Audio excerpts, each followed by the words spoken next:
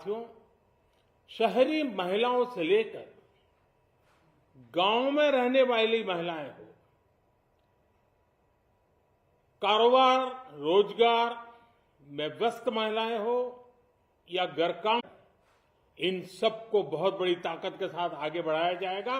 उसके साथ साथ महिला सेल्फ हेल्प ग्रुप एक बहुत बड़ा सामर्थ्यवान क्षेत्र आज भारत में बहुत बड़ी जगह अपने आप एक्वायर कर चुका है।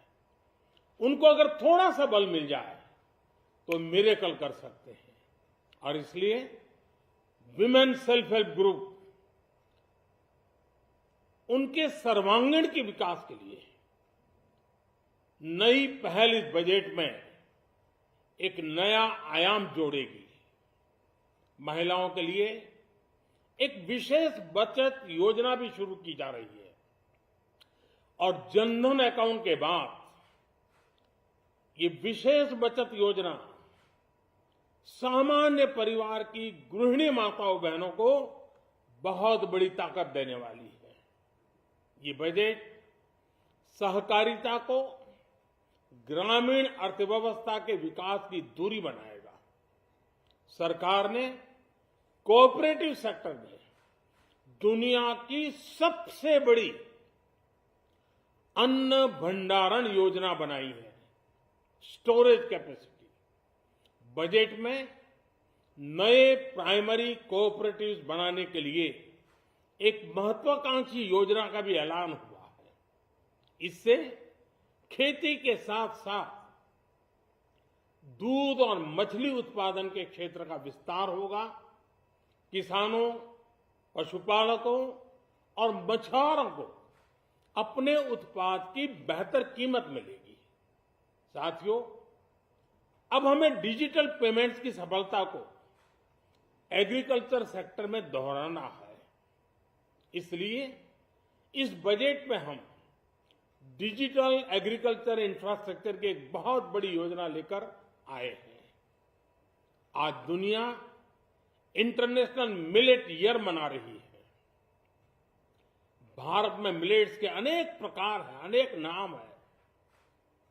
आज जब मिलेट्स घर घर में पहुंच रहा है, पूरी दुनिया में पॉपुलर हो रहा है, तो उसका सर्वाधिक लाभ भारत के छोटे किसानों के नसीब में है और इसलिए आवश्यक है कि नए तरीके से उसको आगे ले जाया जाए। इसकी एक नई पहचान, विशेष पहचान आवश्यक है। इसलिए अब इस सुपर फूड को श्री अन्न की नई पहचान दी गई है। उसके प्रोत्साहन के लिए भी अनेकविध योजनाएं बनाई गई हैं। श्री अन्न को दी गई प्राथमिकता से देश के छोटे किसानों, हमारे आदिवासी भाई बहन जो किसानी करते हैं, उनको आर्थिक संबल मिलेगा और देशवासियों को एक स्वस्थ जीवन मिलेगा।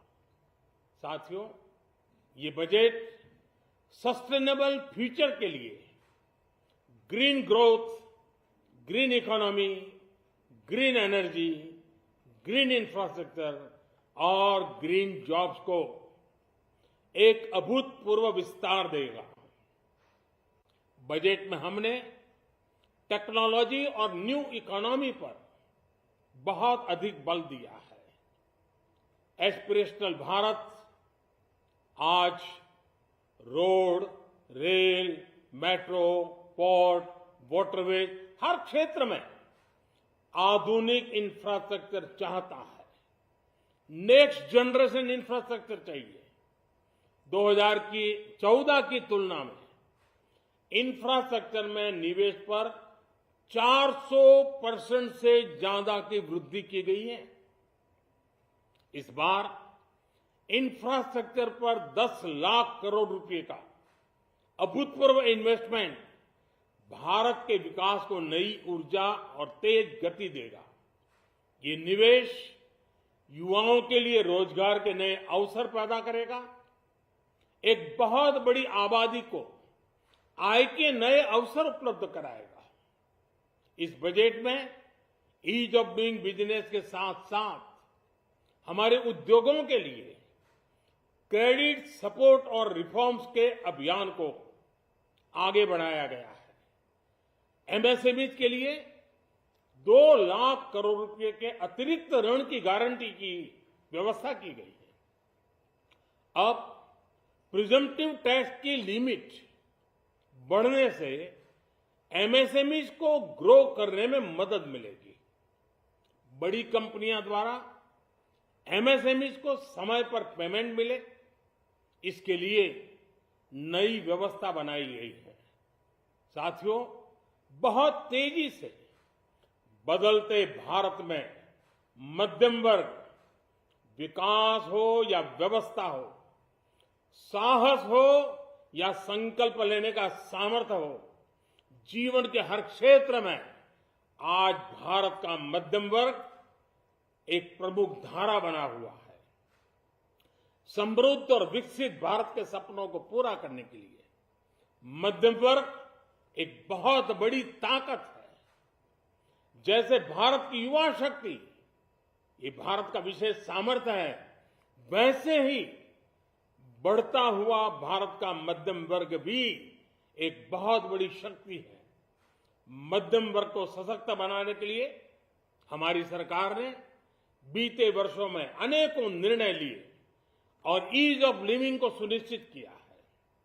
हमने टैक्स रेट को कम किया है, साथ ही प्रोसेस को सिंप्लीफाई, ट्रांसपेरेंट और फास्ट किया है। हमेशा मध्यम वर्ग के साथ खड़ी रहने वाली हमारी सरकार ने मध्यम वर्ग को टैक्स में बड़ी राहत दी है। इस सर्वस्पर्शी और विकसित भारत के निर्माण को गति देने वाले बजट के लिए मैं फिर एक बार निर्मला जी और उनकी पूरी टीम को बहुत बहुत बधाई देता हूं और देशवासियों को भी बहुत बधाई के साथ साथ मैं आह्वान करता हूं, आइए अब नया बजट आपके सामने है, नए संकल्पों को लेकर के चल पड़े। 2047 में समृद्ध भारत, समर्थ भारत, हर प्रकार से संपन्न भारत हम बना के रहेंगे। आइए इस यात्रा को हम